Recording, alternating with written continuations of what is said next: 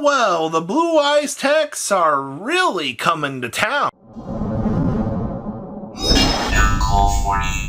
Make sure you guys smash the crap out of that subscribe button so you guys don't miss out on more awesome content. Is that the made-to-order mermaid outfitter? Yeah, now say that 10 times fast. Now, I'm sure a lot of you guys remember when this card came out, and there was a lot of discussion about it. A lot of people were looking at this going, hey, this is the anti-mirror match card.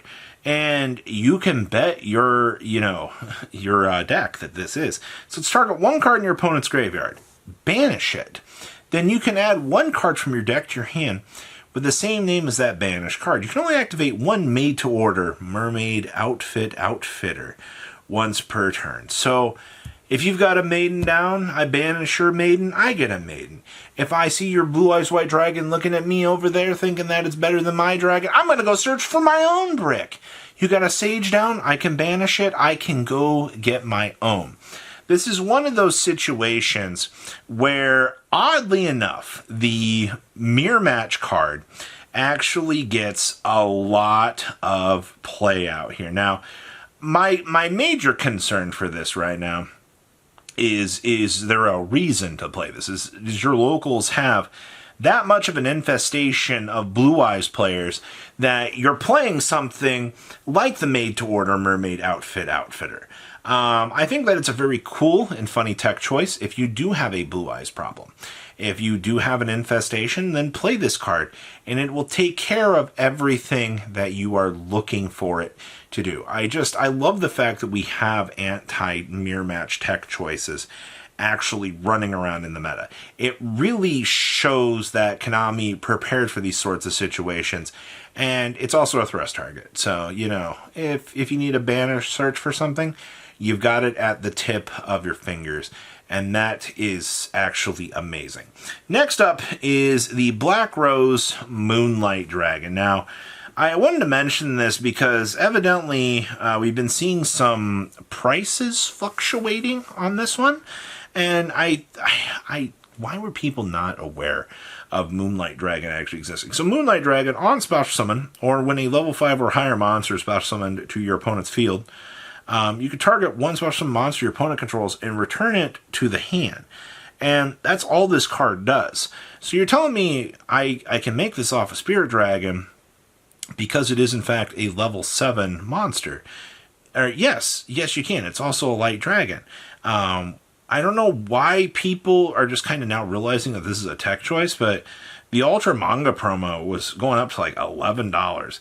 We had the other Ultra floating at like $5, and then, we have all these other versions out here kind of trying to be like $4 cards, except for, the quarter century Bonanza Super, which, thank you, by the way, was really low, but this high-speed writer stuff, some of these versions should not be trying to break numbers like this.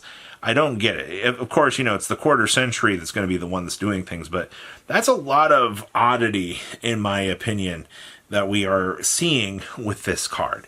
So, quarter century doing its standard thing out here for a tech choice, but, when the market, I guess, takes a look at tech choices like this and can't decide if it wants to choose to play it, which, by the way, I truthfully think that Blue Eyes should be playing this card. I think that this card is extremely strong for the deck. Like, free bouncing off of the black, or off the Spirit Dragon.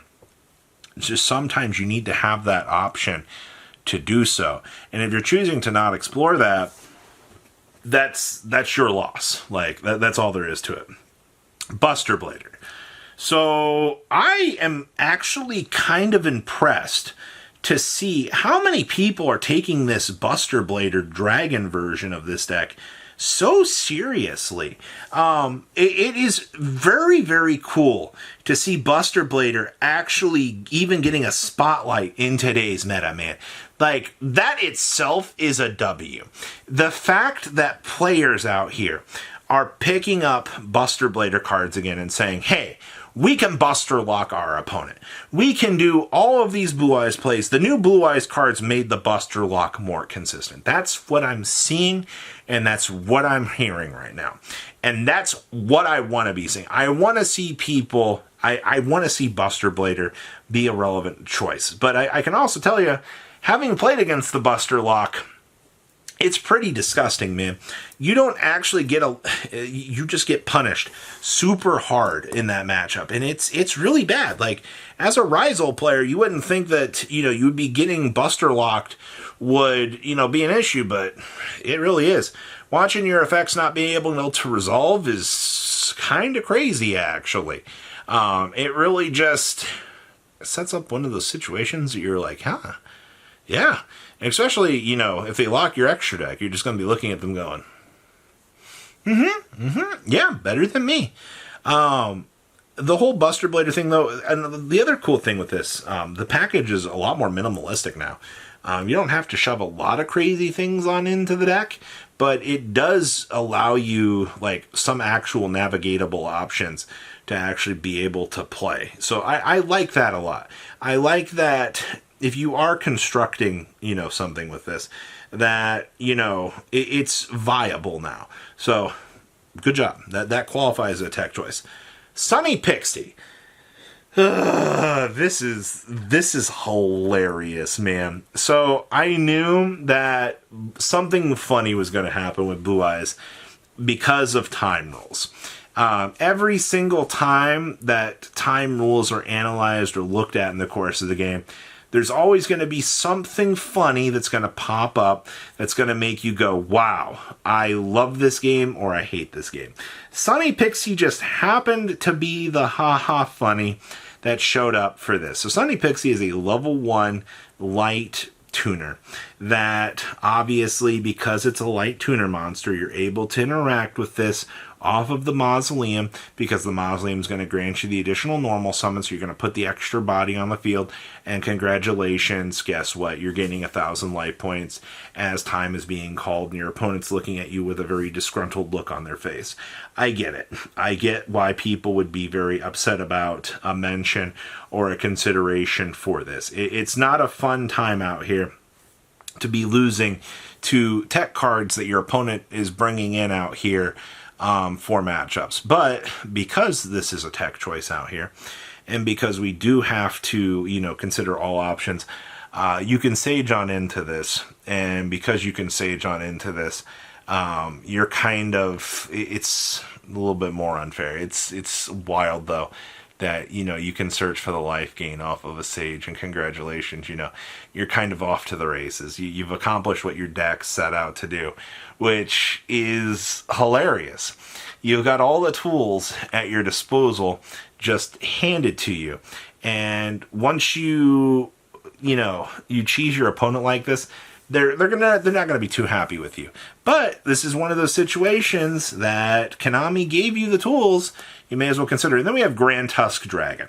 Now, Grandtusk shows up every once in a while in all these cool fancy Dragon Link decks. Mr. Grandtusk on normal or special, so we can summon this off of spheres. You can target up to 2 other cards on the field and destroy them.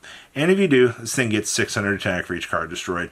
And of course, you can only use that effect of Grandtusk Dragon once per turn. But you're bringing this off the spheres. The whole purpose of this is to target 2 other cards in your opponent's field and destroy them. So basically, you can hold the spheres for as long as you can to, do the bounce and then do the full little extra interruptions and things like that. Problem is, in modern era Yu-Gi-Oh!, I think this is going to be a little bit harder to do because, the first prerogative of people is to basically, get the spheres to trigger, and they usually get the spheres to interact very easily.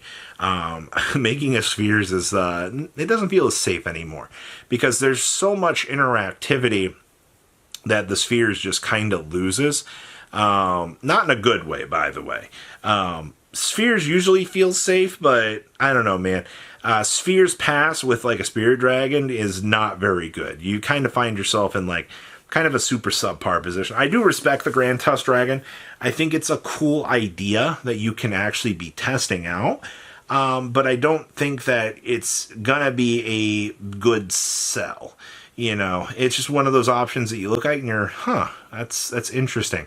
We can actually do something with this, but Spheres is already so fragile as it is, like, I don't think you're going to have success there. So what do you guys think about these Blue Eyes tech choices? Please leave a comment down below, tell me what you guys think, and I'll see your beautiful faces back here in a day, guys.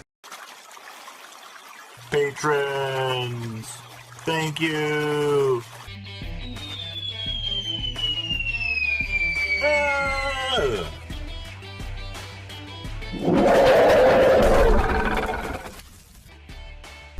Thank you so much for watching. Check out these other videos.